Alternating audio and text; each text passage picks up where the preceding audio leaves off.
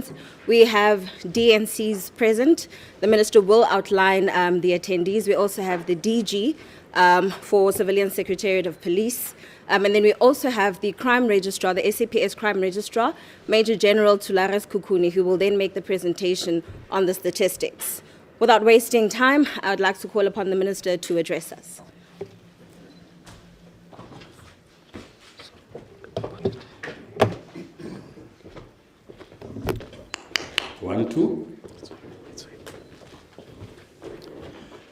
Thank you very much, Kamo.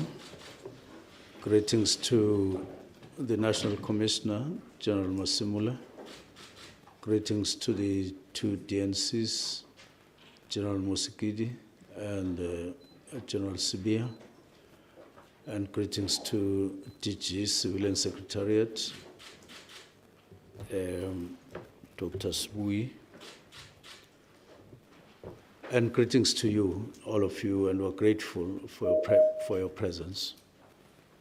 And today we gather here to present crime statistics for the fourth quarter, 2024-2025, which means this is the last quarter of the financial year.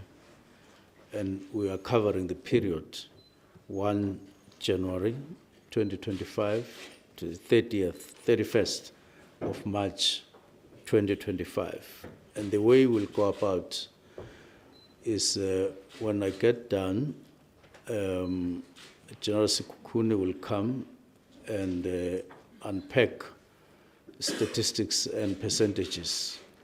And thereafter, General Masemola will assume the stage to give a detailed account on arrests and convictions, which is very important in reporting crime. And this is the format that we're going to follow today. The annual statistics will be released later in September. That is the total for the whole financial year, no longer in quarter by quarter.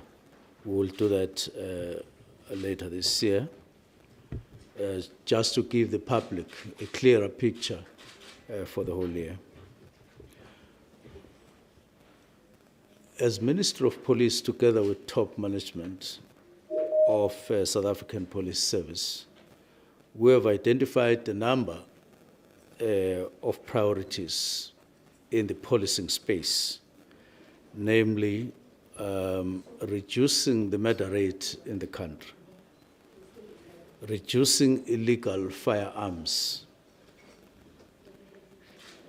tightening controls over legal firearms, fighting gender-based violence and femicide, dismantling organized crime, including drug trafficking syndicates, cash in transit, extortions and kidnappings, tackling gang violence, and combating corruption, both within the SAPS and across the country. Taxi violence is also receiving our attention. It's a task we are tackling together with my counterpart in transport, or colleague in transport, both nationally and in provinces.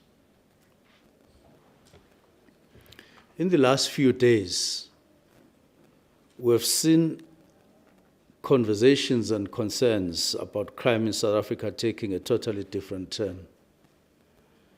The term genocide got forcefully introduced to the scene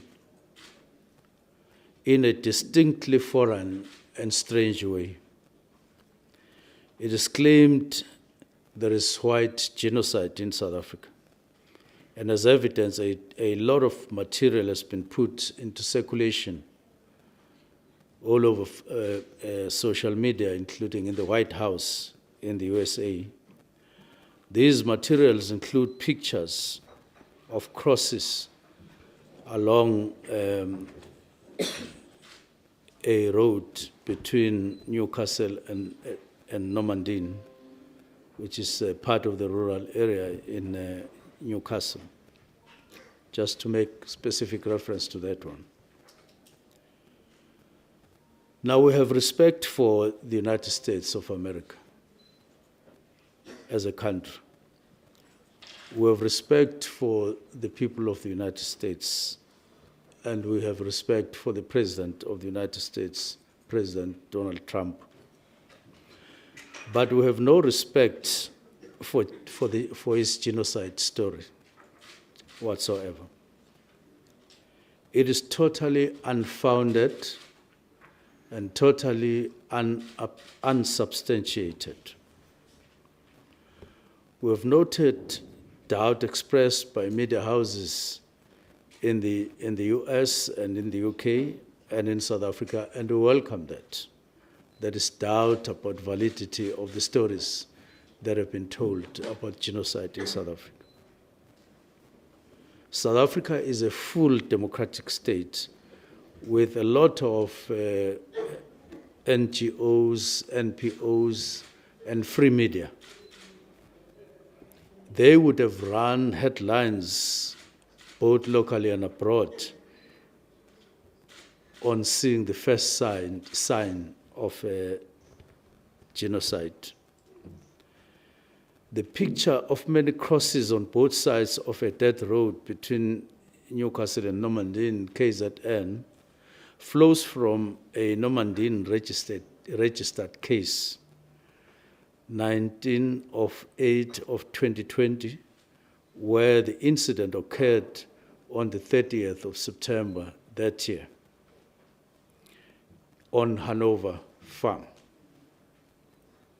It's a sad story of Mr. G. Rafferty and Mrs. V.L. Rafferty. They were sadly murdered by criminals in their home. The incident sparked a very strong protest by the farming community in the area. The crosses symbolized killings on farms over years. They are not graves. They don't represent graves. And it was unfortunate that those facts got twisted to fit a false narrative about crime in South Africa. 3 suspects were arrested and sentenced for murder, and they are in jail. This alone debunks the claim that nothing gets done when crimes get committed in South Africa. 3 months ago, an American pastor got kidnapped in Nelson Mandela Bay. This led to an intensive search by South African Police Service. The suspects were arrested, and the pastor was freed back to America.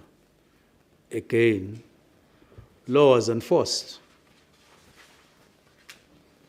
as an answer to those who want to know what happens when crime gets committed in South Africa. We don't deny that the levels of crime in the country are high. We're very concerned about it. We confirm that crime cuts across all divides, rural and urban areas, and that's why we are currently intensifying the fight against crime and criminals themselves. The crime stats we are presenting today will show progress. We commend and encourage South African Police Service to fight on and harder. We will win. The crime statistics are based on crimes that get reported, and we see a decline in various categories of crime, as will be reported on later in detail. We note that there is more crime in terms of daily lived experience and a feeling of vulnerability generally in the populace of South Africa. It is for this reason that we are adjusting our methods of fighting crime and adapting to new trends and threats out there. we are seeking to explain to the public that when we talk about decline, we're talking real statistics, scientific statistics. But we know that the statistics that, as we say, show decline in various categories of crime don't necessarily include all criminal activities, especially those that don't get registered with SAPS, but are experienced by communities out there. And we note that there may be a feeling that we are underreporting, which is not necessarily the case. All the cases reported in SAPS get recorded, get investigated, and they are at various stages of investigations. And later on, as I said, General Masemola will report about some details on investigations, on arrests, on convictions. The fourth quarter statistics, as with the previous quarters, we are seeing significant decrease in most crime categories when compared to the same period in the preceding financial year, 1 January to 31 March 2024. While we have not yet reached our ultimate goal of a crime-free South Africa, these figures confirm we are indeed making significant progress. We must, however, be clear-eyed about the challenges that remain. During this quarter, sexual offenses, including rape and contact sexual crimes, along with commercial crimes, have shown increases. These are deeply concerning trends that demand renewed focus and urgent intervention, as indicated above. Let me be unequivocal. Every crime that is reported in South Africa is recorded and accounted for by South African Police Service. Every crime that is reported in South Africa is recorded and accounted for, whether it occurs in urban or rural areas. We're encouraged that all but one province recorded a decrease in murder incidents. That is Northern Cape, despite contributing only 2% to the national murder statistics, recorded an increase nevertheless, which can't be ignored and will be addressed with the targeted actions. The four high crime provinces, Gauteng, KwaZulu-Natal, Western Cape and Eastern Cape, contributed the bulk of murder incidents nationally, as before. Yet when compared to the same period last year, the current statistics offer some encouragement. Among the top 30 police stations for murder, 13 stations registered lower counts, and 2 stations recorded no change. We'll continue to intensify efforts to reduce the overall murder rate in the country and other crimes.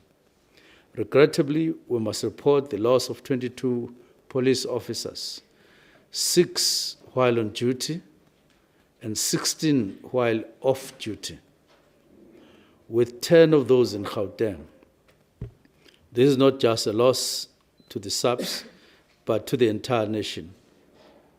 Let us be clear, an attack on police officers is an attack on the state, and those responsible will face the might of the law, as will be reported in terms of inclusion in the arrests that have been made, in some cases sentences. Now, on farm attacks, we have on a number of occasions appeared before the Portfolio Committee to account for our strategy in protecting rural communities, both outside and inside commercial farms. Our National Rural Safety Strategy is designed to create a safe and secure environment in rural areas. We are committed to fully realizing and implementing this strategy.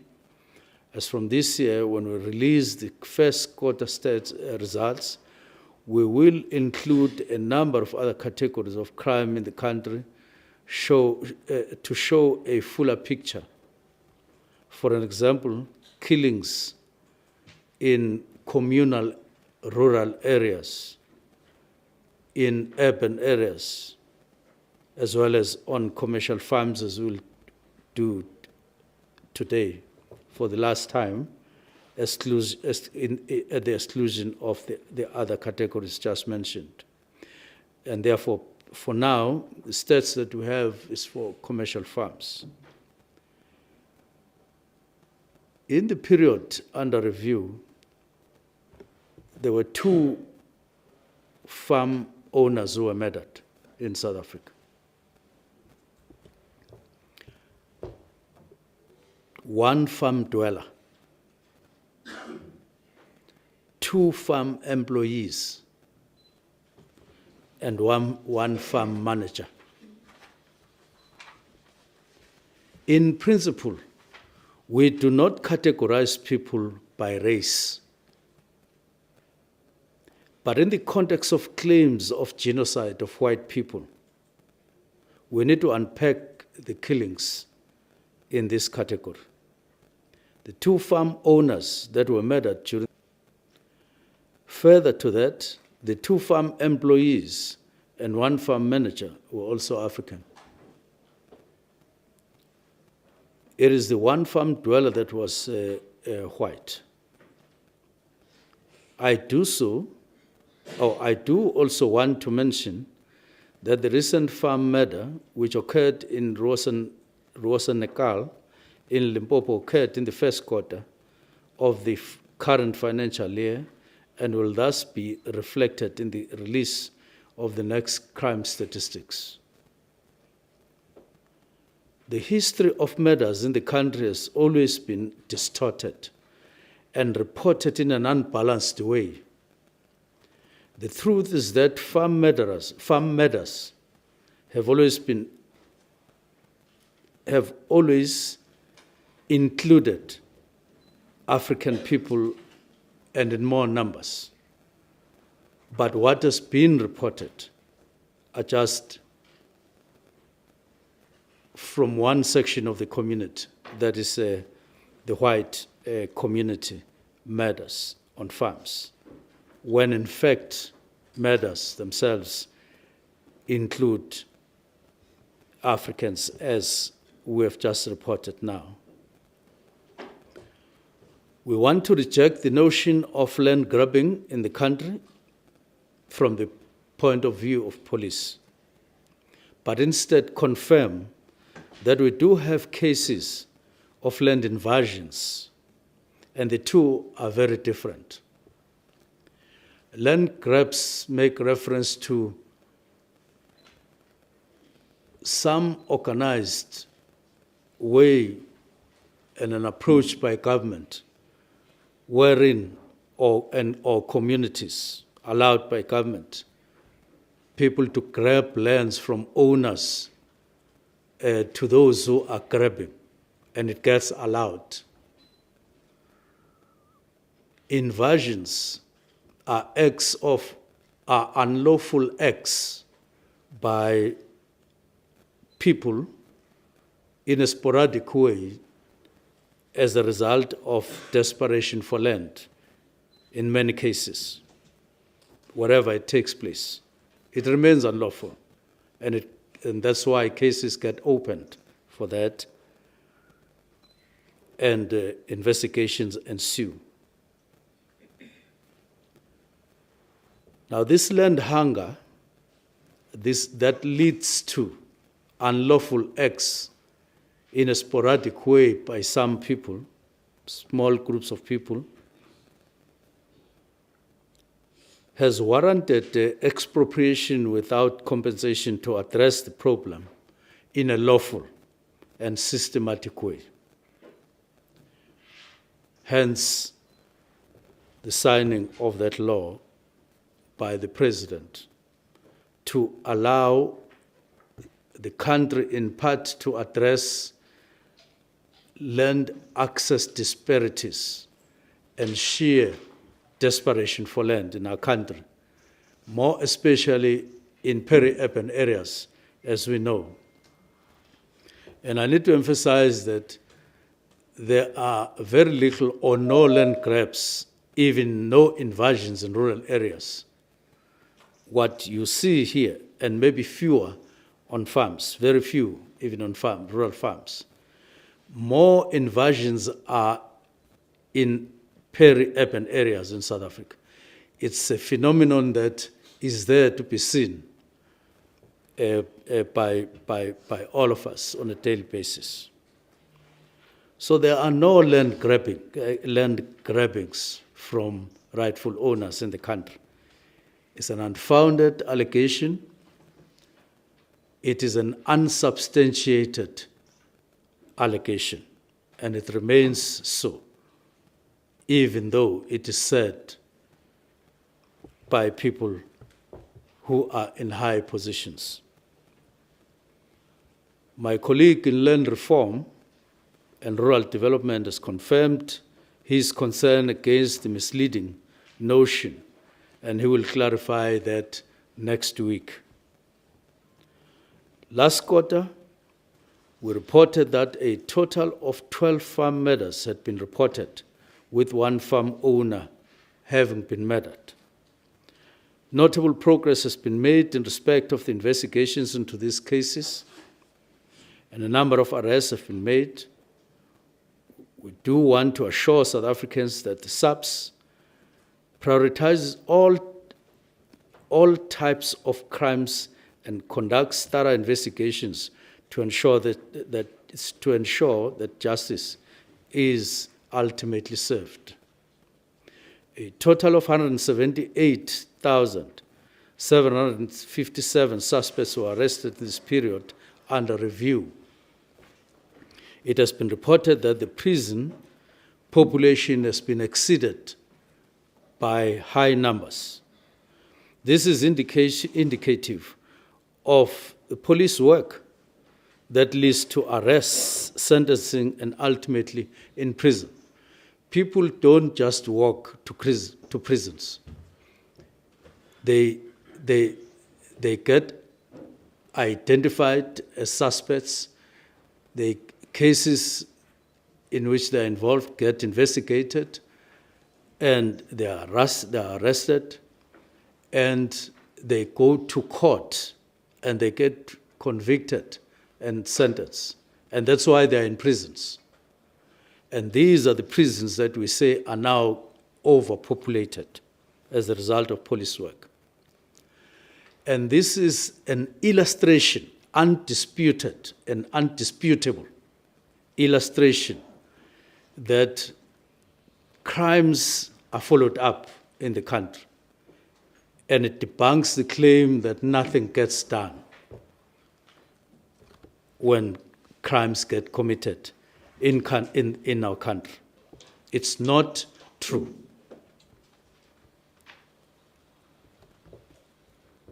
On GBV, in respect of sexual offenses, rape increased.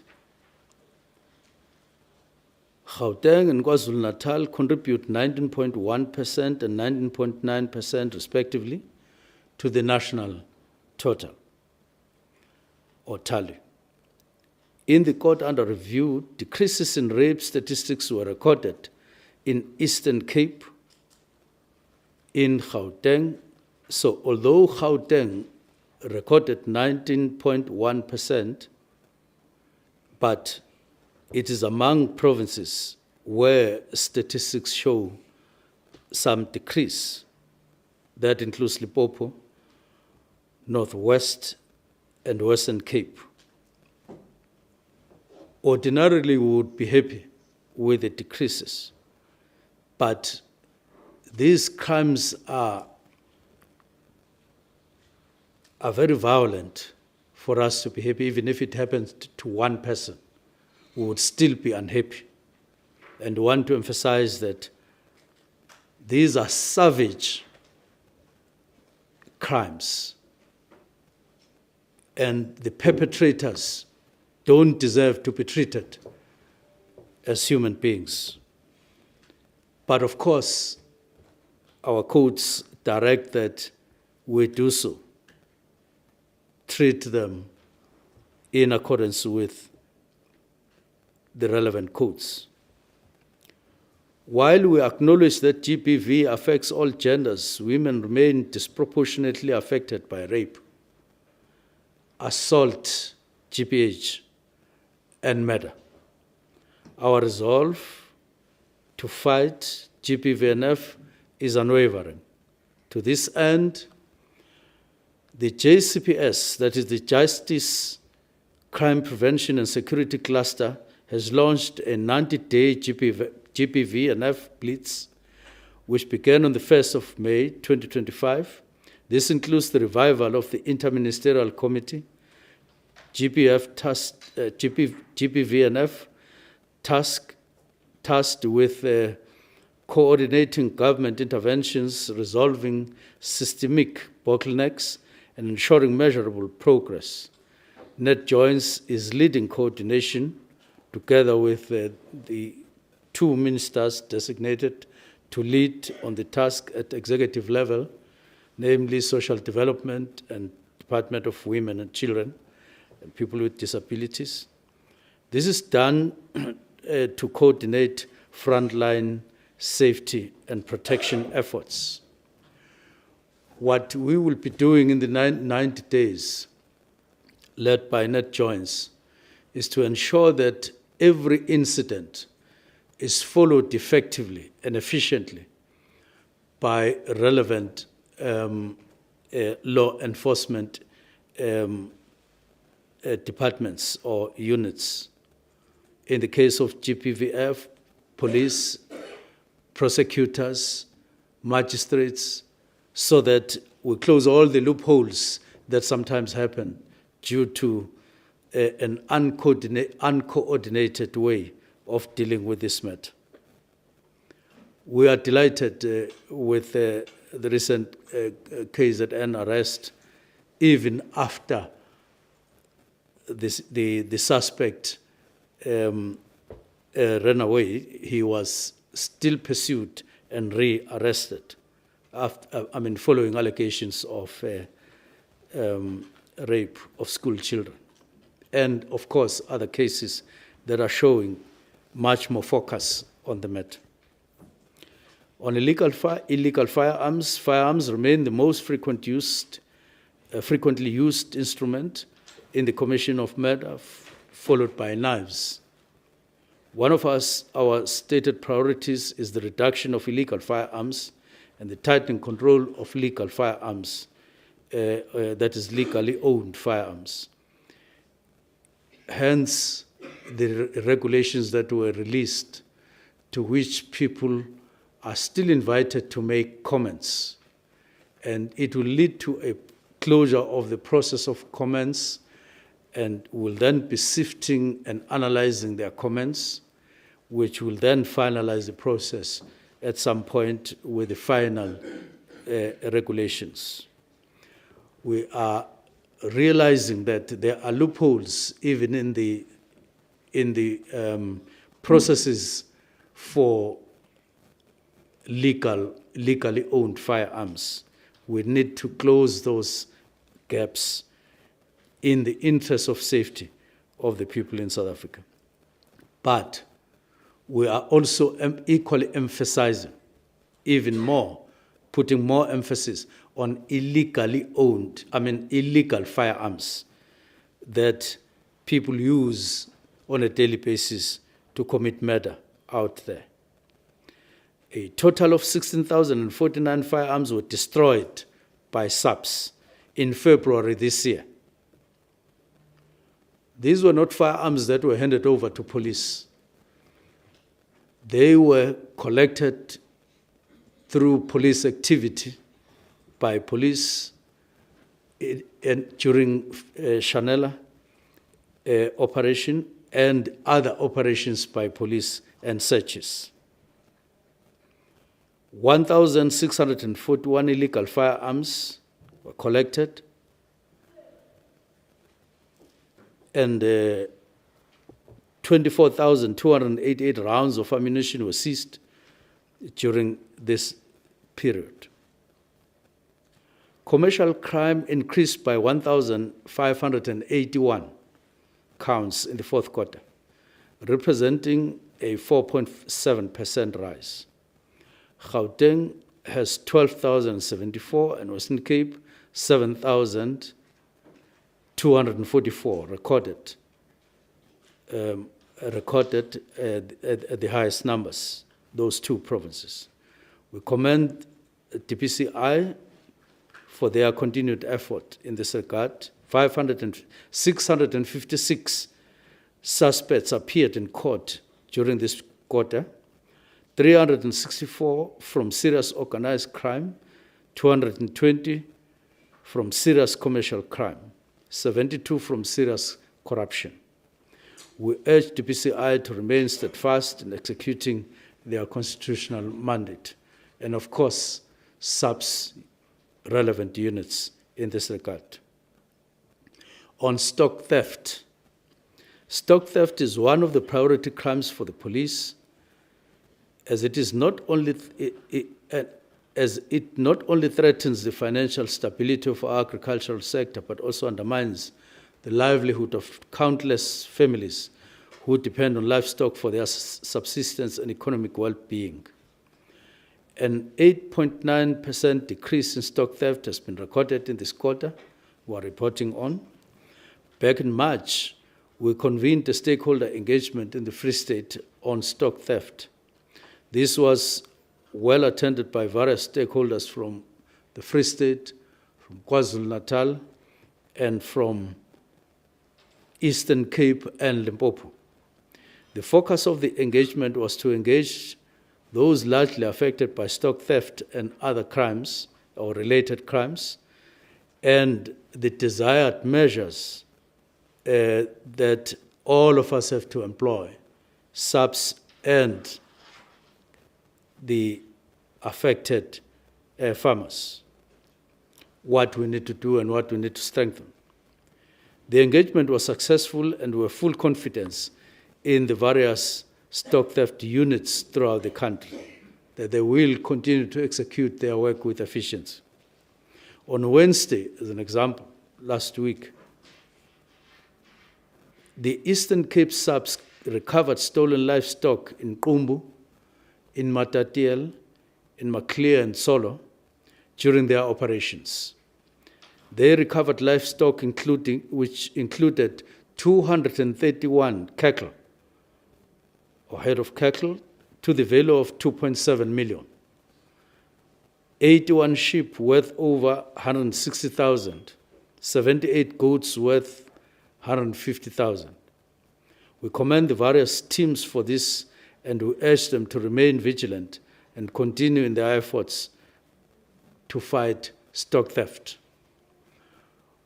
Other farmers and farm associations elsewhere have also shown interest in working with SAPS in the Northwest, in Limpopo, in Mpumalanga, and we will be attending to those challenges in those areas. What are the measures that we are taking to tighten up our efforts in fighting crime? We believe this is important in this release. First, we held a meeting in November last year. Ministry and top management, including provincial commissioners. This was followed by further conversations from the beginning of the year up to the National Policing Summit, which captured all the conversations, all the views that are needed, and the measures that we need to craft and put together and implement to fight crime in South Africa. We're steadfast in our commitment to building a policing system that is effective and efficient and responds in a professional way, and make sure that the service as a whole is identified by those values that are reflective of our democracy. We want South African police to be one of the most effective and efficient police organizations in the world.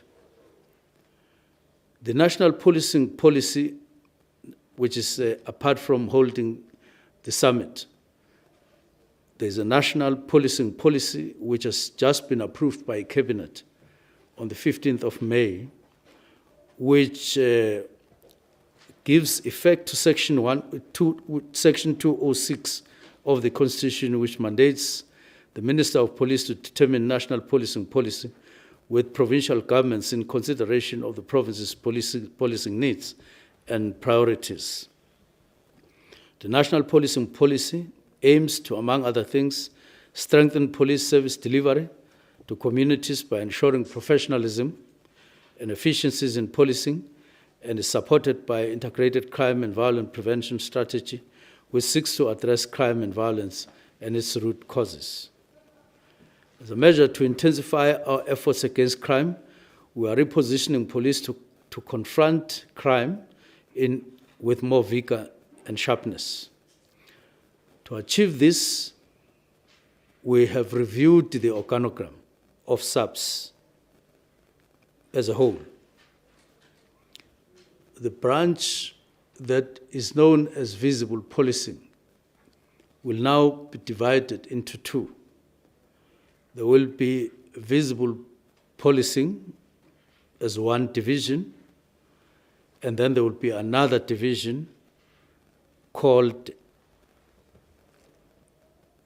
Operational Response Services. So where there was one division, there are now going to be two divisions. This is done with a sole purpose of sharpening our combative side of SAPS, in keeping with the trends of crime and threats that we see on a daily basis.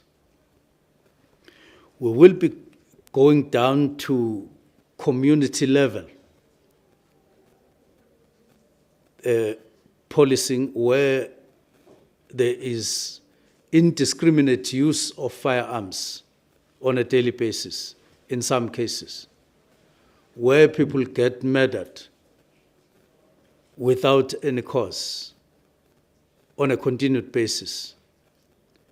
We will be confronting what is normally called hotspots, which have become characteristic of criminality in the country. That includes places that are generally taken for granted now, that they are killing fields in different provinces, especially in the Western Cape, in Gauteng, in KZN, and of course, in the Eastern Cape. We are happy that in this regard,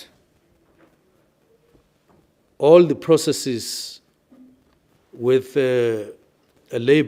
organized labor have been gone into, and we're happy that they cooperated with us when we needed that cooperation, and we're doing the final touches within the department to ensure that that leads to the fully operational new division in this regard. The fourth measure that we are taking, currently there are 5,500 trainees in our various SAPS academies. Pass-outs for both will be in August and November this year, which will close some of the gaps that get open when police leave the service, but also strengthen the numbers that we currently have.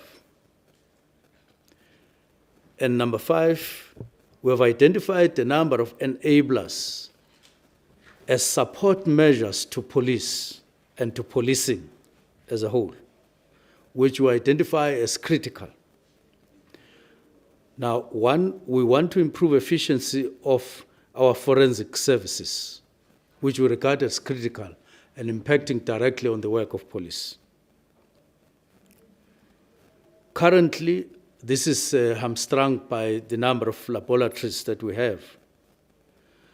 And we're happy that in the few weeks to come, we'll be signing a memorandum of understanding with Department of Science and Technology, who have indicated their willingness for us to access their lab in the CSIR. Work is underway to do this, and there's no doubt that when we second our staff there, it will help us to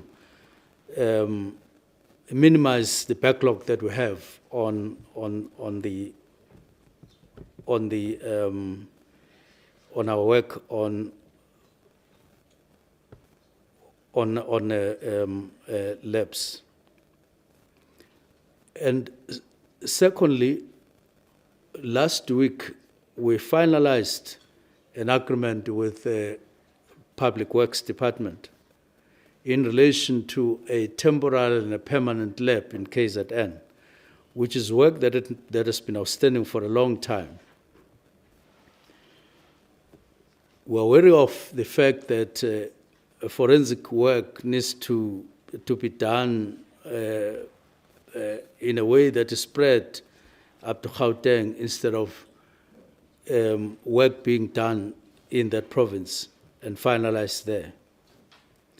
And we are going to be seeing work and meeting every month with Public Works to ensure that there's progress with the speed that this matter requires. And so KwaZulu-Natal will first get a temporal forensic lab and then thereafter a permanent one. But it will start parallel. These processes will run parallel. This will be followed at the same time by a lab preparations for Mpumalanga, which has actually started, but will gain speed as we move on, to be followed by other provinces. Now, other enablers which have been identified and processes are underway is with regard to technology enhancement in assisting work done by police. We realize, as we have said before, we are not at the level that is required. And we did have some discussion with National Commissioner on ways that we can pick up speed on this matter, notwithstanding the problem that we and not allow ourselves to be hamstrung by the availability of resources in this financial year, but a way to overcome that particular problem. And we'll soon be finalizing this and gain speed in necessary technology in our policing, which the Policing Summit identified as critical. And we're focusing on improving the conditions of work in police stations, and are on our way to finalizing plans to speed up building police stations, which we are sure will improve the morale of police that are working in conditions that are below what is necessary, in line with the outcomes of the summit. At this stage, I want to conclude by saying we would want the public to exercise caution when consuming and sharing information, especially on social media platforms. We are seeing increasingly recycled news stories which get often circulated to cause unnecessary panic among South Africans. In some cases, they circulate pictures of things which have never happened in South Africa, which are picked up elsewhere in the world. And then they are brought into social media in the country. And we're cautioning, therefore, against that. These outdated reports can give false impression that crime is spiraling out of control, when in fact, they do not reflect the current reality. We want to remind the public that they must remain vigilant and against fake news and misinformation, regardless of where it comes from. For accurate and timely updates on incidents, we would want to invite the public to rely on SAPS communication, which is good, which is accurate, which is almost all the time in real time. And of course, we do try other channels of keeping the public informed. We're not preventing the public from sourcing their own information whenever, but let us be factual in terms of what we are doing. Ladies and gentlemen, the path ahead is still long, but we're making progress, and together with an informed and engaged and responsible society, we'll win this fight against crime. Thank you very much.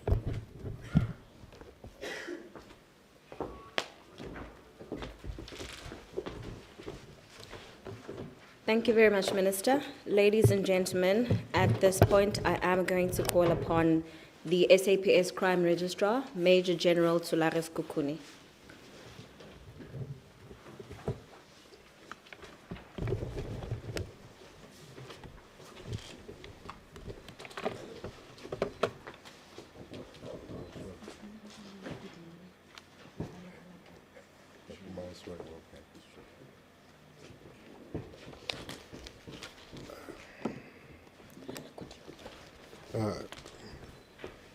Let me begin by greeting the Honorable Minister of Police, Mr. Mchunu, and the National Commissioner of South African Police Service, General Masemola, the head of Civilian Secretariat, Ntate Sibui, the two Deputy National Commissioners, General Musigili and General Sibia. Members of the media, all colleagues on the platform, allow me to say, all protocol observed. In this current quarter, the stats that we'll be covering the period from the 1st of January 2025 up to the 30th of March. That will be quarter 4 in terms of the financial year.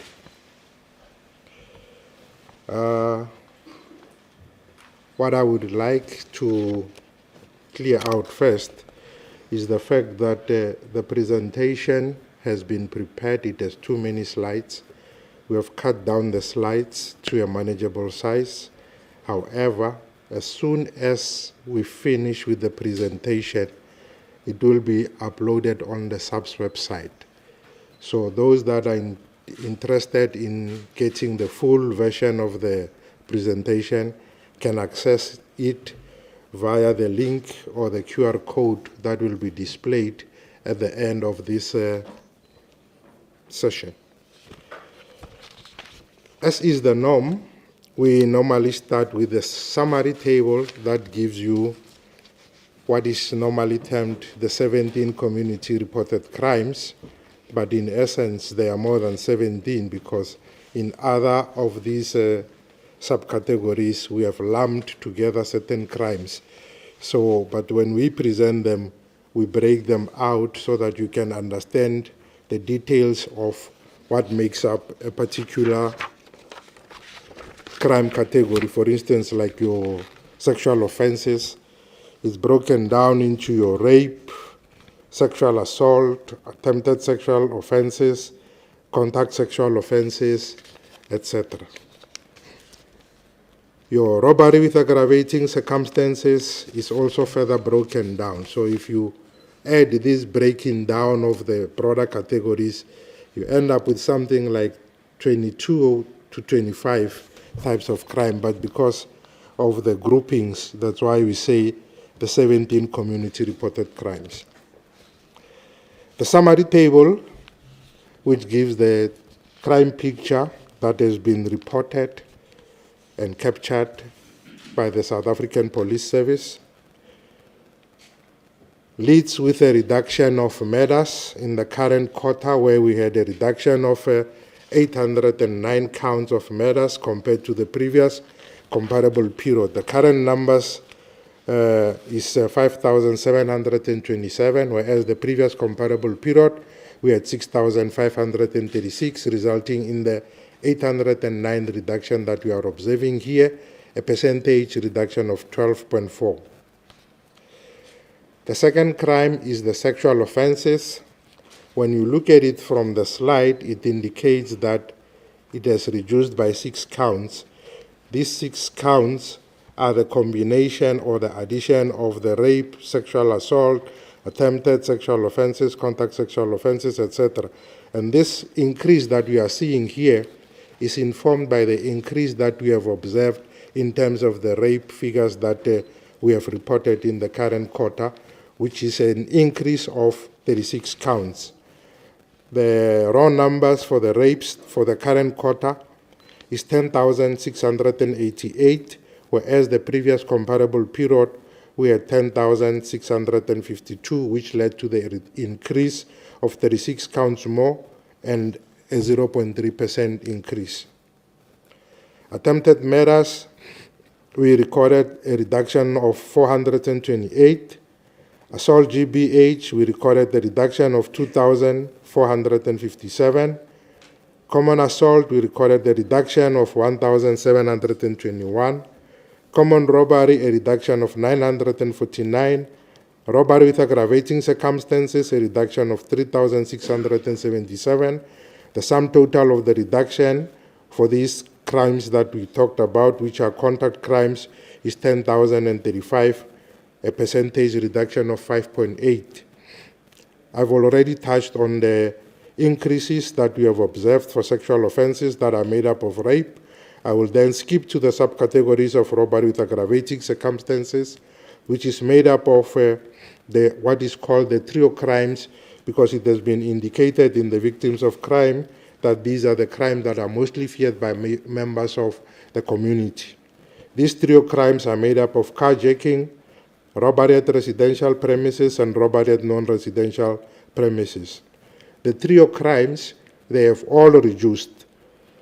The carjacking reduced by 805, robbery at residential premises reduced by 21 counts, robbery at non-residential premises reduced by 1,005 counts, and the sum total of the reduction of the trio crimes is 1,831.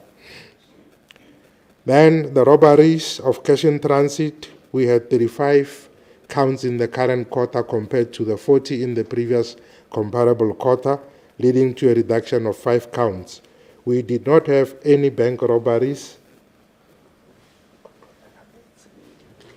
We did not have any bank robberies, and we had 99 truck hijackings. On the next slide, we continue with what is called the contact-related crimes that are made up of 2 crimes, that is arson and malicious damage to property. Both the crimes that make up this subcategory have reduced, with arson reducing by 117 counts, malicious damage to property reducing by 918, and the sum total of this subcategory reducing by 1,035. Then the other subcategory that we look into is property-related crimes, that is made up of the 5 crimes, that is your burglary at non-residential, burglary at residential premises, theft of motor vehicle and motorcycle, theft out of or from motor vehicle, and stock theft. All the 5 crimes that make up this subcategory have all recorded reductions. Then the other subcategory is what is called other serious crimes, which is made up of all theft not mentioned elsewhere, commercial crime, and shoplifting.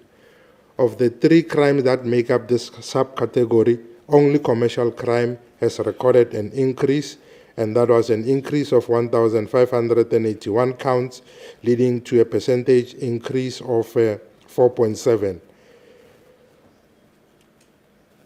7 of the 9 provinces have recorded increases, and the 2 provinces that recorded decreases was the Eastern Cape and Mpumalanga.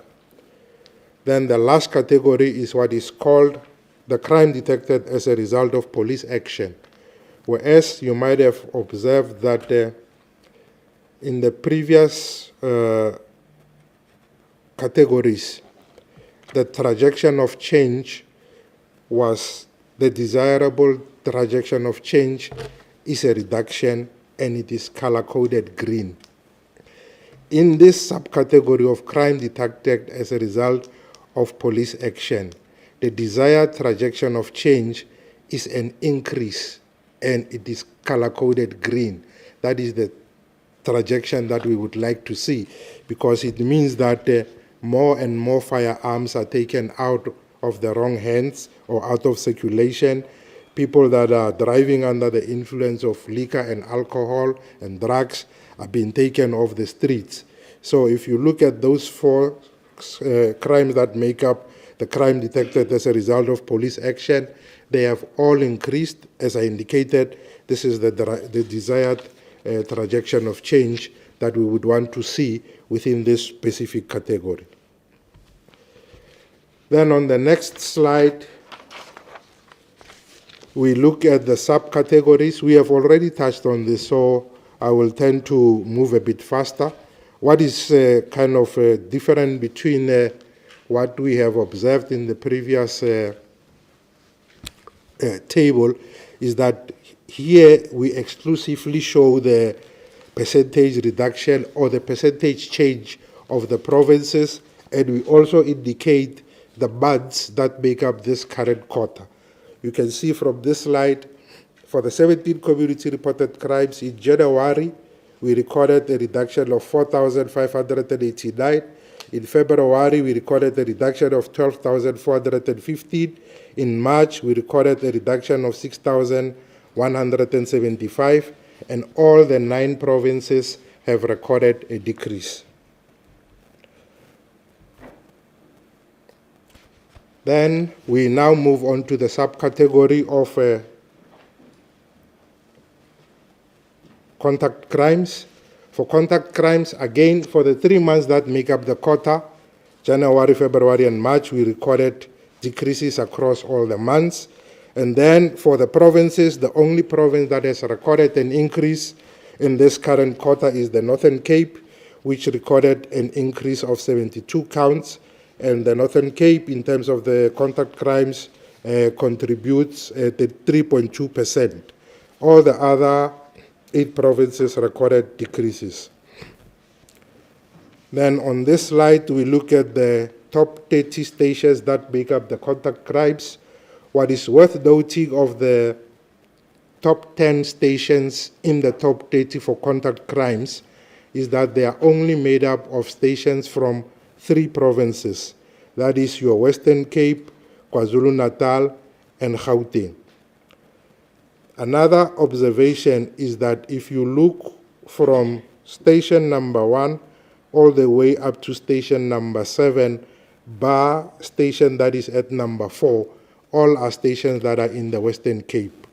The only one that breaks that series for the top 7 station is Inanda at number 4, which is in the province of KwaZulu-Natal. Then the last 2 stations are each, the numbers 8 and 9 are in the province of Gauteng, and then again Umlazi in KwaZulu-Natal, making up the top 10 in terms of the contact crimes. Then in terms of the murders, we have recorded decreases across all the 3 months that make up the quarter, and the only province among the 9 that has recorded an increase in terms of the murder is the province of the Northern Cape, which recorded 21 counts more compared to the previous comparable period. In terms of percentage contribution of the murders per province, the provinces which contribute the highest murder figures to the national total is the province of Gauteng, which contributes 25.1%. The second highest is KwaZulu-Natal with 20.8%, and the Western Cape is at 17% if you round it off, and also the Eastern Cape. So in terms of percentage contribution to the murder total, the 4 provinces that I've indicated are the ones that contribute almost around 70 to 80% of the murder figures that we are observing.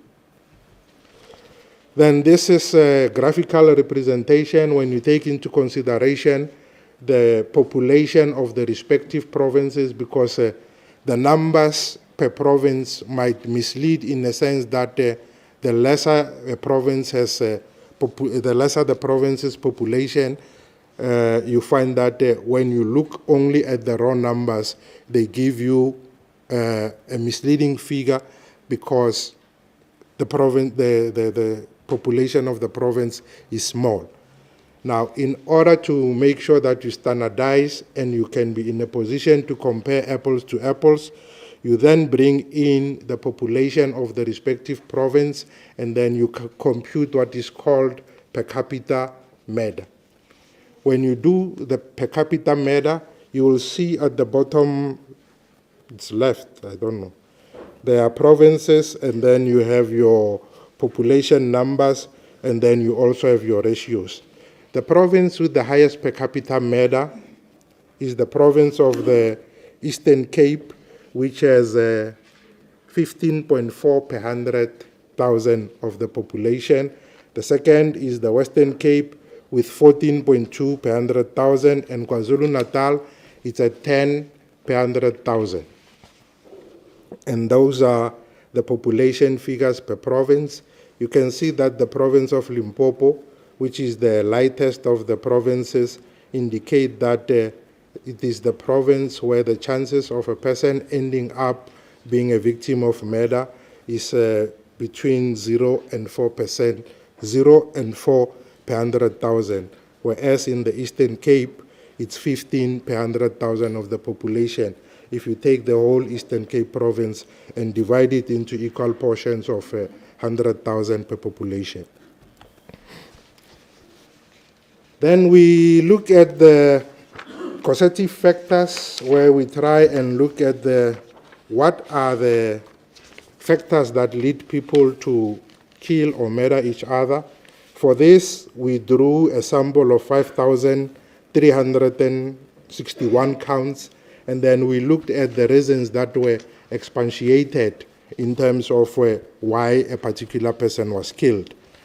We observed that it was indicated in 1,137 counts that the reason why people killed each other was because of arguments, misunderstanding, road rage, or provocation. And the province which has the highest number was indicated to be KwaZulu-Natal, with 343 of the murders attributable to arguments, misunderstanding, road rage, or provocation. Then at number 3, we also had murders that happened because of robberies. From this sample size, it was indicated that 323 of the murders has happened together with a robbery, and the province which indicated the highest number of murders that happened with robbery was the province of Gauteng, which indicated that 103 of the murders also happened together with a robbery. Then at number 5, it was indicated in 240 counts that the causative factor was because of gangsterism, and that is gang-related. And the province which indicated the highest number was the province of Western Cape, which indicated that 208 of the murders were as a result of gangsterism. Further down, we have tax-related, It was indicated in 68 of the murders, and the leading province there was Gauteng, which attributable 45 murders to tax-related incidents, and the Western Cape at number 2 with 16 counts. Having determined the causative factor, now we check at the place of occurrence. Where are these murders happening? Again, from the same sample size, it was indicated that 2,990 of these murders happened at a public place, street, open field, recreation center, park, or beach. 1,589, it was indicated that they have taken place at the residence of the perpetrator or the victim, including residences known by victim perpetrators like family members, friends, neighbors, etc. We also had 190 of the murders that it was indicated to have taken place at outlets where liquor is being sold and consumed, which included your shebeen's, tavern, pub, nightclub, bottle stores, etc. Then we also looked at the instances whereby 5 or more people were killed in one incident. If you look at this slide, it's 5 incidents, but the total number of victims is almost 35, meaning that if you were to take the average, it's 7 victims per incident. And the highest number was what we have observed, where we had multiple murders at a tavern which took place in Pinar, where a shootout ensued after 2 vehicles drove into a tavern parking area. 8 victims died at the scene and 3 were taken to hospital. 1 victim succumbed to the injuries at the hospital.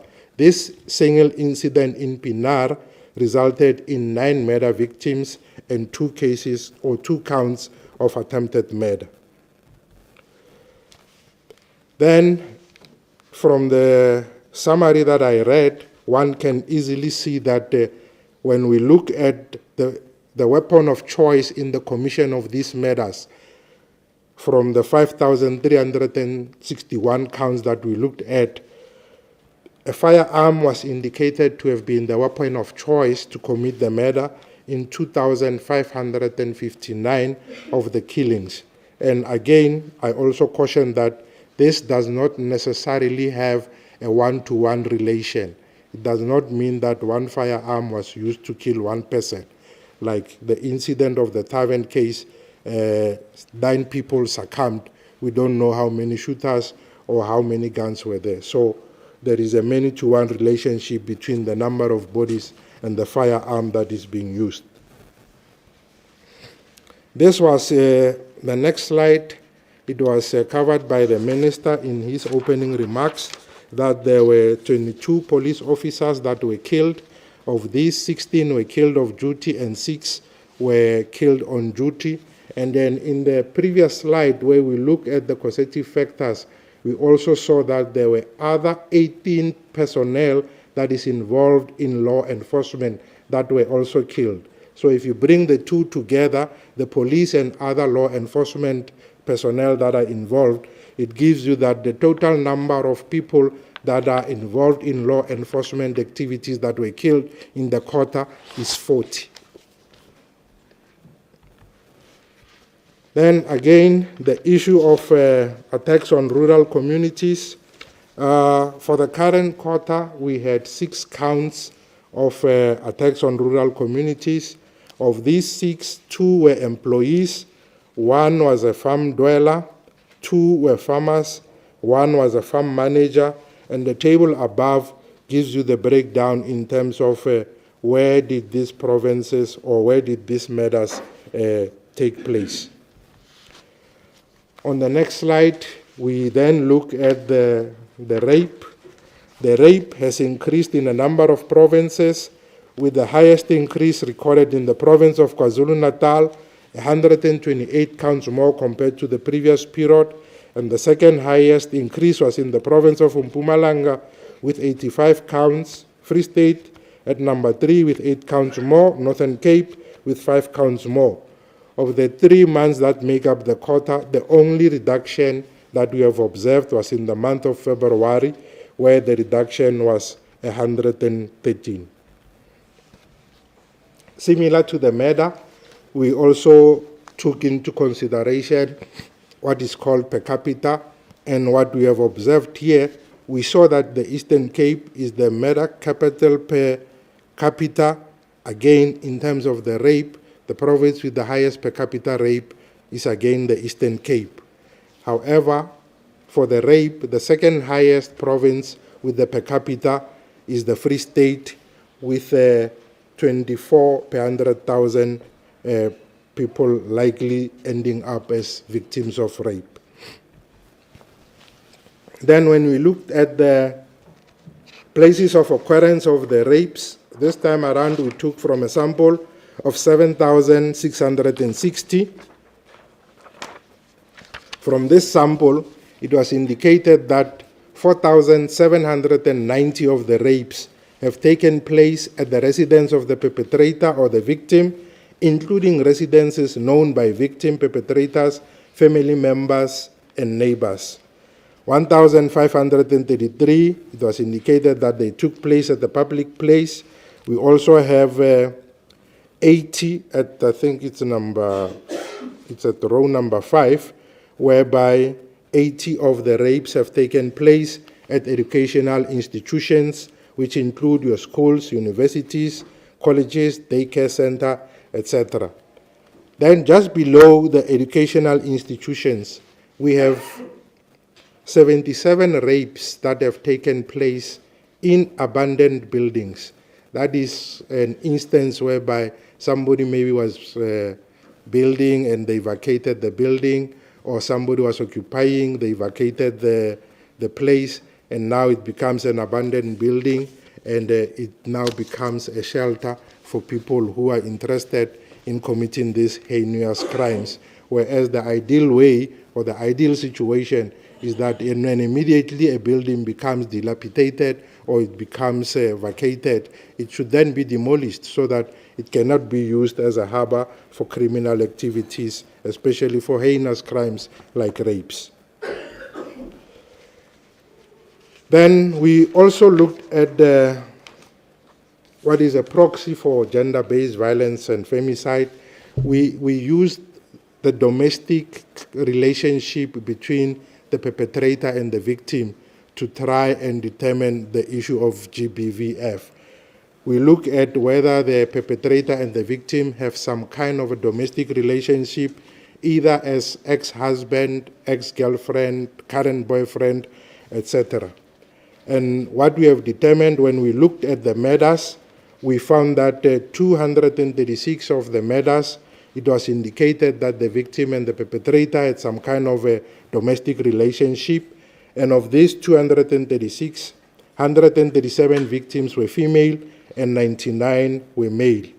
Then on the third row, no, it's a column. On the third column, we saw that the crime of rape, it was indicated that 1,053 counts of rape happened between people who have some kind of a domestic relationship, like I indicated, ex-boyfriend, ex-girlfriend, ex-husband, brother, uncle, whatever the type of relationship it might be, but as long as it is domestic. 1,053 of these rapes happened between people who have this type of relationship. And of these, 1,015 victims were female and 38 were male. Then we move on to the subcategories of robbery with aggravating circumstances. Moving on to carjacking, the only province that has recorded an increase was the Northwest, 2 counts more. Northern Cape recorded the same number as in the previous comparable period, and across all the 3 months that make up the quota, we have recorded decreases. Then robbery at residential premises, the provinces that recorded increases was the KwaZulu-Natal with 58 counts more, Eastern Cape at number 2 with 44 counts more, Limpopo with 35 counts more at number 3, and the Northwest with 10 counts more. All the other provinces not mentioned have recorded decreases. and the only month within this quarter whereby the robbery at residential premises has increased was in the month of January, which recorded 73 counts more. Robbery at non-residential premises, the only province that recorded an increase was the Northern Cape with 2 counts more, and all the other provinces recorded decreases. Then cash in transit robberies, we observed increases in the province of Northwest with 3 counts more, Gauteng with 1 count more, and KwaZulu-Natal and the Northern Cape recorded the same number as in the previous comparable period. What is worth noting in the Northern Cape is that in the previous period it was 0, and again in the current period it's 0, and KwaZulu-Natal it's 12 in each reference period. And the provinces not mentioned there have recorded decreases. And this is the layout in terms of how the CITs that we had seen in the previous slide were executed.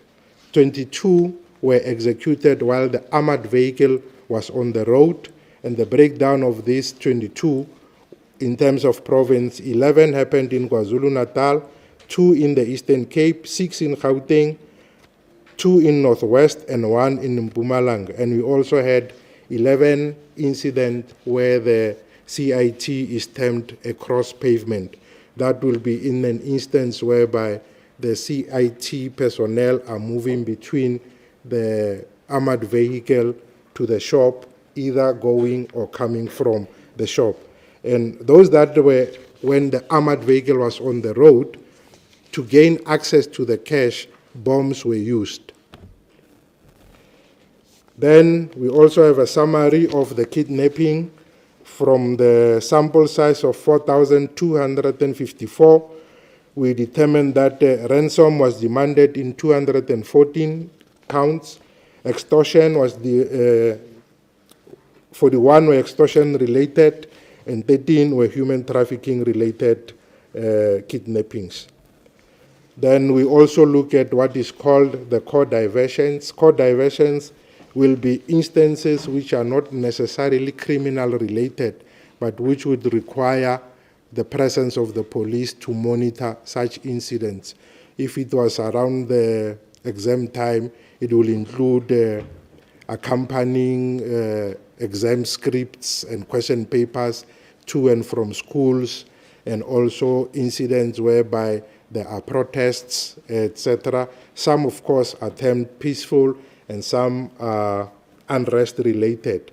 So in total, the police presence were required in 1,228 peaceful incidents, and also for 475 that were termed to be unrest-related. And this table basically gives a summary of the national picture in comparison with the provincial picture at a glance. It's the same crime that we have talked to, so I would not necessarily talk to any of this slide, but just to indicate that national, when you compare it to provinces, these are per crime, which province has increased, which province has decreased. And so is the same way as the table that we had seen at the beginning. And as I indicated, the whole presentation will be uploaded on the SAPS website, and this is the link by which you can access the full presentation. Alternatively, you can use the QR code. It will then take you to the SAPS website where the whole presentation will be made available. I thank you.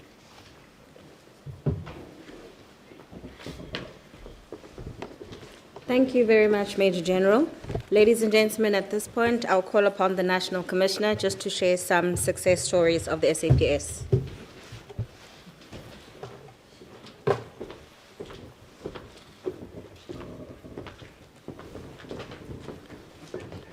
Thank you very much, Kamu. Let me recognize the Minister of Police, the DG Datisbui, the Deputy National Commissioners, the Lieutenant General Msikidi and Sibia, and ladies and gentlemen. Firstly, let me start once more just an emphasis on the case that the minister spoke about of Normandini. Just to emphasize that we have seen a lot of crosses along the road and protest march. I happened to be one of those that went to that crime scene. It happened on the 30th of August 2020.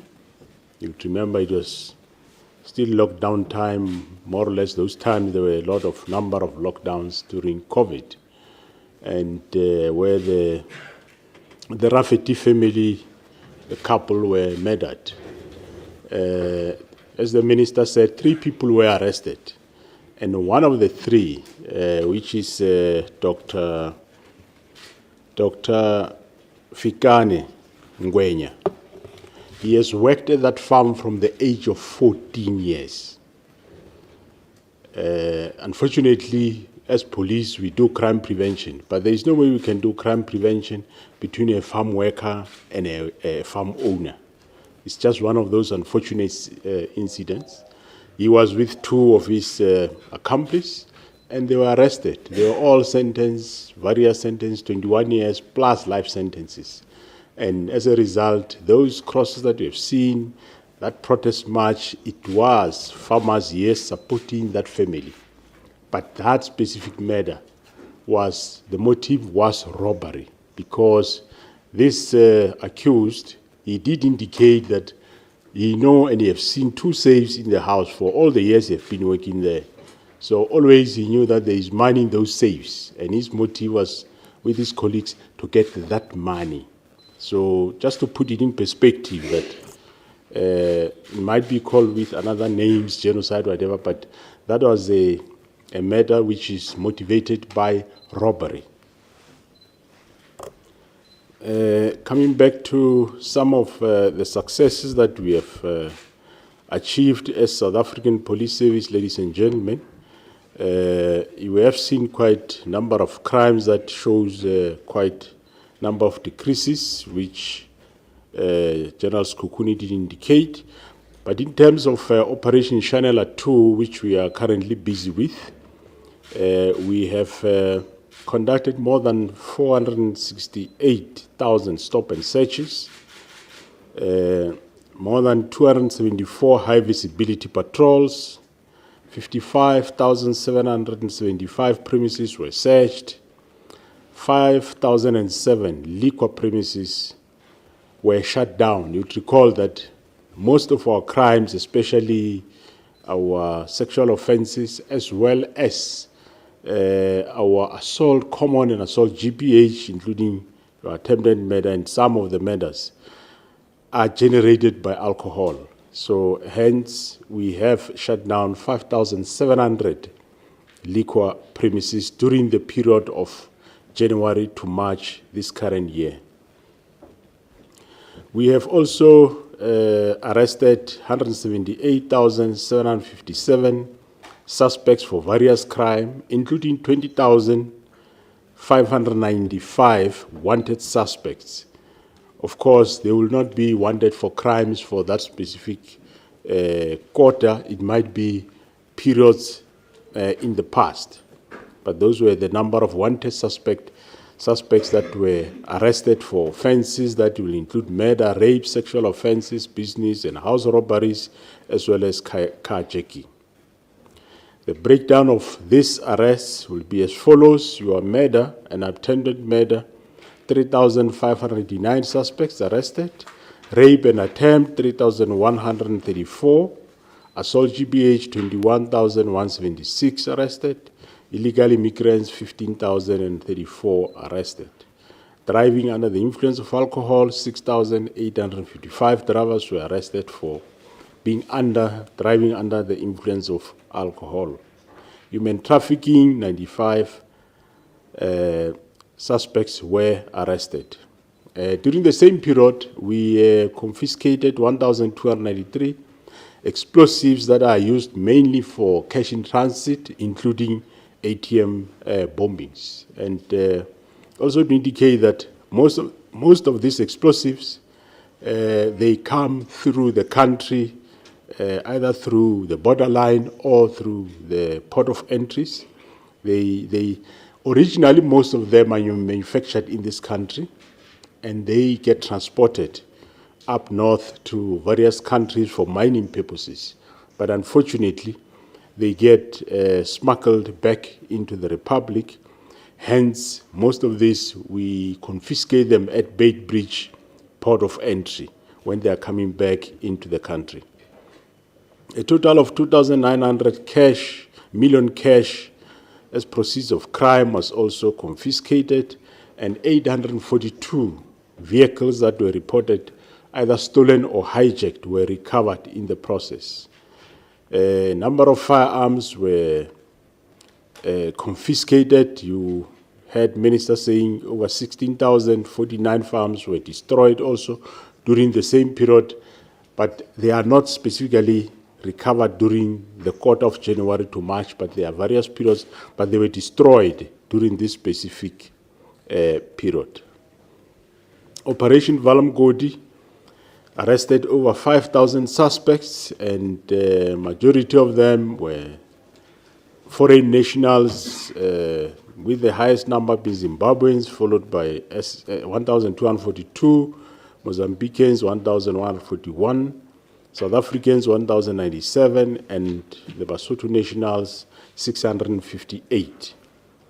And 90 legal firearms within this Operation Valamgodi were confiscated during the period, and 43 trucks that were used during illegal mining. With regard to drugs, 23 suspects were arrested for being possession of drugs. That will include those that are arrested trafficking drugs from at OR Tambo, mostly coming from South America. So 20 of those drug traffickers were arrested. A total of 3,471 suspects were arrested for dealing in drugs. Quite a number of them, you'd recall, the clandestine lab that we found, one in Western Cape, one in 3 in Standerton. And we also did a drug destruction operation that was worth 340 million rands, and we will be destroying again some drugs in the near future. With regard to cash in transit heist, which is currently a problem and a challenge for us, especially in the province of KwaZulu-Natal and Gauteng, that is where it is still a challenge. We have arrested a number of 39 suspects were arrested, 13 illegal firearms were confiscated, and 15 vehicles that were used in the commission of this crime were also confiscated. With regard to police killings, 6 police killers were arrested during the period of these 3 months. Coming to GBV convictions since January 2025 to March 2025. These convictions happened during this period, but they are not referring necessarily to crimes that happened during that period. As you know, cases take quite a while to finalize. The FCS unit arrested 5,871 suspects who were perpetrators of GBV, and a total of 703 of these accused persons were convicted and sentenced to time in prison. 93 were handed down a combined 133 life sentences by various courts in the country. 95 were convicted or sentenced to 20 years and more. 174 convicted between 10 and 19 years. And lastly, 341 were convicted to a period of 1 to 9 years. That is for the GBV. The rest of in overall, people that were sentenced during that period, 182 were handed down life sentences. That is for all other various crimes. 21 were handed 40 years and more imprisonment. 22 were handed between 30 and 39 years imprisonment. 229 were handed between 20 and 29 years imprisonment. 963 were sentenced to between 10 and 19 years imprisonment. 1,426 were sentenced to between 5 and 9 years imprisonment. I think basically that's what I have. Thank you very much.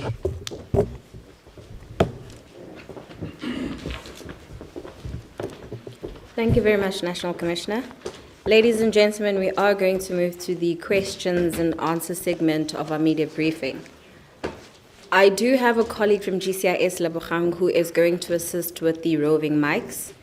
I will ask you, colleagues, just to audibly state your name and the media house that you represent, and as far as possible, just state as to which member of our panel your question is posed.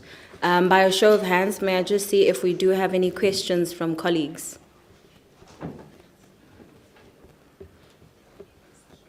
I see 2 hands. Okay, Lebogang, can we just have the mics here in the front, please?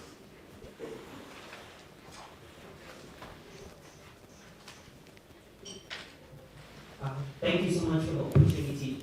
Junior Kumar from Newsroom Africa. Minister, you spoke about, basically you debunked a lot of things that were said by the President of the US when it comes to the genocide, when it comes to no action being taken against those that commit some of these atrocities. I just wanted to find out, and also you laid out how in this past quarter, how many farm murders happened, whether they were black individuals or white. I just wanted to find out from yourself, before the president left for the US, was there an opportunity for him to engage you in some of the statistics, just to prepare himself for that meeting? Secondly, the president also indicated to the US president that he wanted assistance when it comes to crime fighting, in particular when it comes to technologies, improved technologies. As the minister in charge of this department, what sort of assistance would you want from the US? And lastly, Minister, you had indicated that there were certain high-profile positions that had been frozen in KwaZulu-Natal, Western Cape, I think also the Eastern Cape. And you had in a written response admitted to Rise and Zanzi that the freezing of some of these high-profile positions had basically impacted crime fighting. Have these vacancies now been filled? Thank you.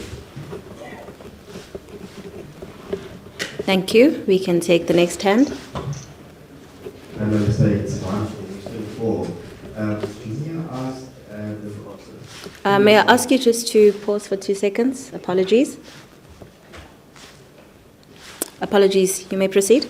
Yeah, it's Ivan from Houston 4. You mentioned about the technologies that was mentioned in the White House meeting. It was one of the questions. But the other question is, what do you think, what budget changes would be required to implement better policing in the country?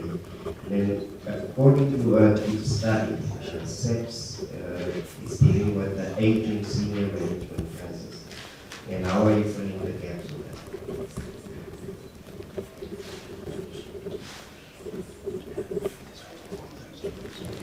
that? Do we have another hand before we get the minister to respond to the questions?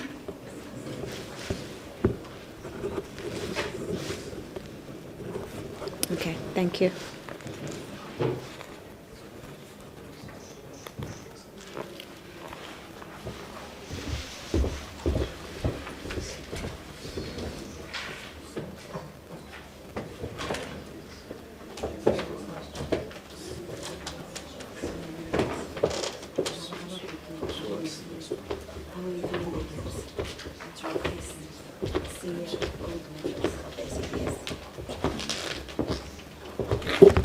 Thank you very much. First question is, yes, there was a meeting. You would recall that when we released that quarter statistics, AfriForum made a statement, a public statement, I can't remember whether they were together with Solidarity, but I do remember that they made a statement to the effect that we had underplayed, the Minister of Police has underplayed crime stats on farms in South Africa. We denied it, that we had underplayed. But because they were in the US or en route to US, we said when they come back, we'll engage them. When they came back, we engaged them. The team was led by General Mchunu. I wasn't part of it because we didn't want that to be seen as political in any way. It had to do with stats only. And in their engagement, the report that we got, the report back that we got was that in the first place, we were saying there were 12 murders on the farm. AfriForum said there were 8 murders on their record. Now, just there, 12 is bigger than 8, so you can't underplay upwards. It's impossible. So they acknowledged that. 2, when they engaged one another, it was clear that our stats were much more comprehensive and quite categorized. For instance, where we talk about a dweller, we separate a dweller from an owner. If you are a son of a farmer, you are not a farmer yourself, you are the son, you are a dweller. That's how SAPS categorize you. And those were corrected and aligned. And it was agreed that there are no further queries. SAPS statistics stood. And we agreed that we would work together in future. And there's no problem. So there was a meeting, there was an engagement, and there were results. The second issue, and in any case, we did emphasize in our statements that we should try by all means to depoliticize. But when in Parliament, subsequent to that, I was asked a question about the one farmer that had been murdered in the last quarter, that is October to December. And I did say that that farmer was a white farmer for purposes of clarity. And as I said earlier, we don't want as a principle to do this, to color murders. And because all of these people are South Africans. And that is what matters. There are murders, who are concerned about murders, and we should stop all of them. But historical color has been played in this. And it has led to confusion and assumption that the people who are dying on farms are only white people, which is false. Actually, greater numbers of people who have been dying on farms in South Africa are black people, as dwellers, as workers, and all of that. In the October-December stats, we spoke about 12 people who had been murdered on farms. And out of that, there was one farmer. It was a white farmer. But the majority in that 12 were black people. And I've said in the stats, as Mchunu said, that number of 12 has been reduced this time around, January to March. The number of people who died on farms is 6, not 12, 6. And when I spoke about the 12 in the statement, I was now talking about what then happened, the arrests and all of that. But the number from January to 12 is 6 of people who were murdered on farms. Out of that, we've said there's only one white person who is a dweller. The 2 farmers who were murdered in this period are black farmers. That is what we've said. The Next question is on technology. During the orientation last year, one of the areas we focused on was how much technology is there in SAPS that we're using. And we discovered that there is technology that's being used by SAPS and in the policing work. There is, in more than one unit, in other words, by detectives, by intelligence, and all that. But we agreed that there is a need to increase the use of technology. And in the summit, we emphasized the same. And even to modernize that, not to hold on one model for too long and then get overtaken by other models. And therefore, it overtakes your ability and your capacity to do necessary work. And that overtaking includes criminals themselves. They use certain technologies, even to deceive or to mislead police and all of that, knowing that some of our equipment are older than whatever that they may be using. That we don't want. We want to be ahead of them all the time, and the resolution was taken at the summit that we need to renew, we need to increase. And that's exactly what we are doing. You would recall we made an announcement that we engaged Business Against Crime, and they committed that they would avail some resources. Currently, engagements are underway, and we're expecting a finality on that. We've identified some of the priorities on technology ourselves that we regard as very, very key and very important. That includes dockets, that we can't afford to have paper dockets all the time. We now need electronic dockets to avoid, among other things, loss of dockets as it happens, either through corruption or otherwise. So technology is regarded by us as very key. Where technology comes from, it doesn't matter. What matters is that we do need technology, and we're working very hard to get to that level. And then vacancies. I'm due to sign for some vacancies today from National Commissioner to close some of the vacancies that have opened up in various positions in SAPS. What we spoke about some time earlier was vacancies in intelligence. Those ones are not yet freed. We're doing some work, and in due course, those vacancies will be filled. I didn't get the other question, the last one.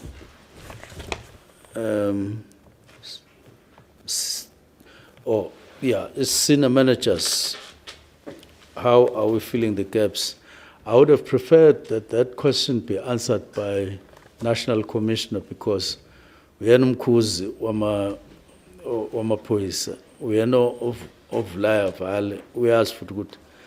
How does he close gaps in detail? And therefore, I will ask National Commissioner, I would request National Commissioner to come to answer that one. And then there's another one, budget changes required for better policing. Well, on the budget, if you wake me up at 1 o'clock in the morning and say, what would you need? I would say money. I would say increase the budget. But it doesn't happen that way. That's why we've had to think very carefully. And even now, we have discussed with the National Commissioner and agreed that we're going to have a session to analyze our budget now that things seem to be flowing on the budget. We know the allocation.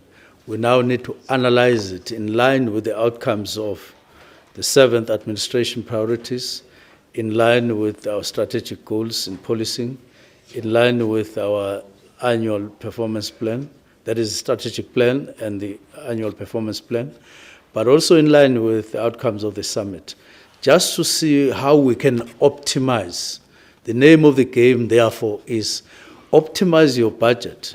And President has announced that they, in the presidency, together with the Treasury, they are going to form a task team to look at wasteful expenditures in all departments. And we want to start looking at our own with a view to optimizing, because we need money, we need to train more police, we need technology, we need all kinds of support mechanisms for police which require finances. And therefore, on budget, it's about optimizing, cutting here and there and avoiding wasteful expenditure, rather as opposed to waiting for new money, which is not coming. Thank you. But National Commissioner will answer on gaps on senior managers.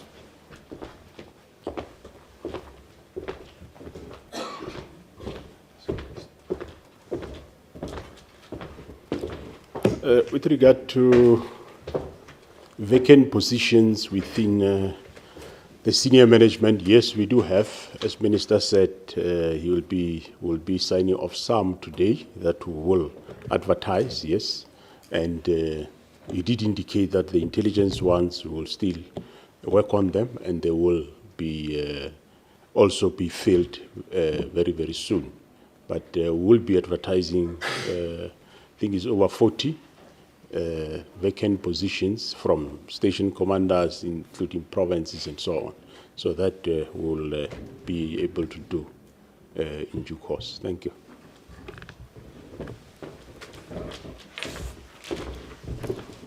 Thank you very much, National Commissioner. Ladies and gentlemen, before we close, I do know we have one question from the online platforms. I am going to ask Lebogang to read it out, but also just to check from the floor, we do not have any further hands. Am I correct? Okay, so we have one follow-up. So we'll take those two, and thereafter we will then close our media briefing.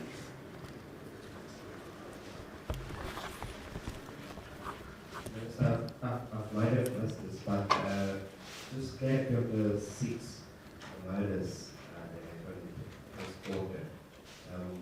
I know that you mentioned that the 2 farm owners were black.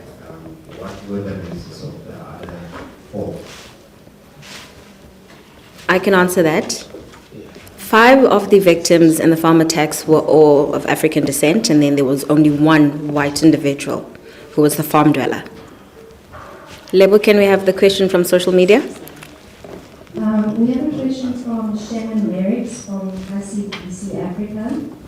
He's asking, there is a genocide against colored people in the Western Cape. What's SAPS plan to bring law and order against gangsters in the community? The second question, how many black people died due to gun violence in townships?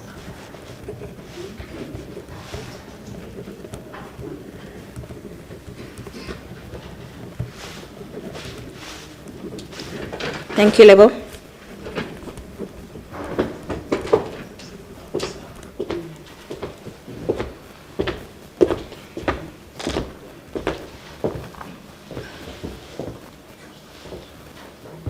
So genocide of colored people in the Western Cape due to gangs.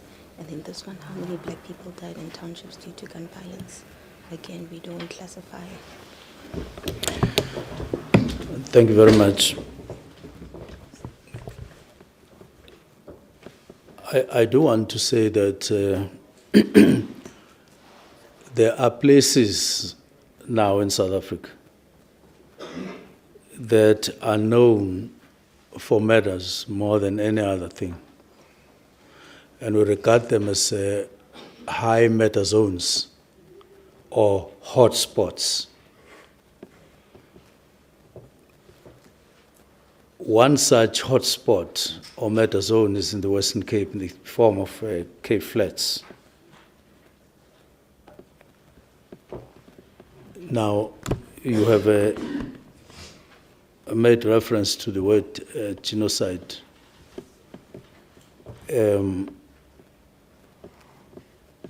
We are talking about high murder zones, meaning where people almost on a daily basis get murdered in various areas there. Now, it's something that concerns us. It's something that we are discussing in terms of new approaches to dealing with that particular question. Sometime this year, I think it was much before the summit, we had a meeting which was involving both ministry and top management led by a national commissioner and the provincial commissioner, where we met about 30 people in the Western Cape just to get insight, not only on figures and so on, but what exactly is the root cause of murders there? And who could be behind these murders and so on? Not because we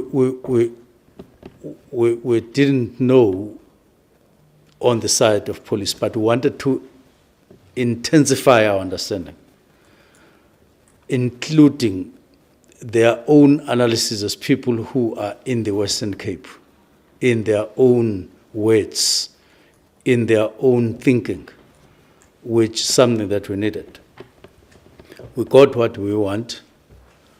We are due to go back to them to report back to say, this is our response to your memorandum. They actually made a good presentation.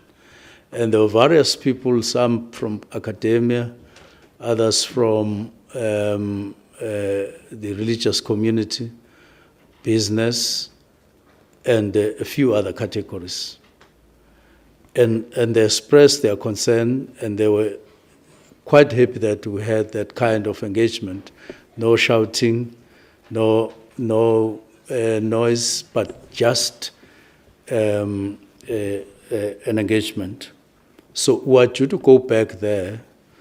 We will be reporting on progress that we're making on the agreements that we made with the Western Cape government, provincially and locally, the metro, and where there are hitches and so on one hand, but in the main, respond to what they were saying. And in the main, our response will be constituted about by what we are planning to do in the Western Cape to get rid of that problem. It needs to be, it's a problem that needs to be confronted. While we acknowledge things like poverty, drugs and all of that, it doesn't justify in any way that there must be people who must go around carrying firearms and killing and engage in a killing spree against innocent and unarmed people in the Western Cape. This is done by human beings, and their names and surnames are known. Even those who are in drugs, they're well known that so-and-so is in drugs and all of that. So we're working on those bases, and we'll deal with that question. So Gauteng has its own high murder zones in the south of Johannesburg. We get reports on a daily basis. Your Rivali, Eldorado Park, and other areas in that, and Soshanguve in the north, all those places. They require a different approach, which aims, among other things, to remove that narrative, permanent narrative about those areas. That is what we are preparing to do. Now, black people dying in the townships through gun violence, it's there. You heard me saying, in the next CrimeStats release, that will be the first quarter of this year, we will include township killings, communal land killings, in other words, communities in communal land, because when you talk about rural areas, you need to include communal land areas, that is land under Amakosi and all of that, and commercial farms as well. Whether they're small holdings and all of that, we'll categorize accordingly so that we're comprehensive and show the whole picture. And we will include the townships as well, just to be comprehensive and show where matters are. Among other things, to fight against assumptions that are being made by some people out there, creating wrong impressions about. But this doesn't mean to say that we're going to be focusing on those. Our focus is reducing matters, which is our main concern wherever it happens, and whoever gets affected, it must be stopped. And police have a mandate to do that and do whatever it takes to do just that. And we'll do and go for it. Thank you.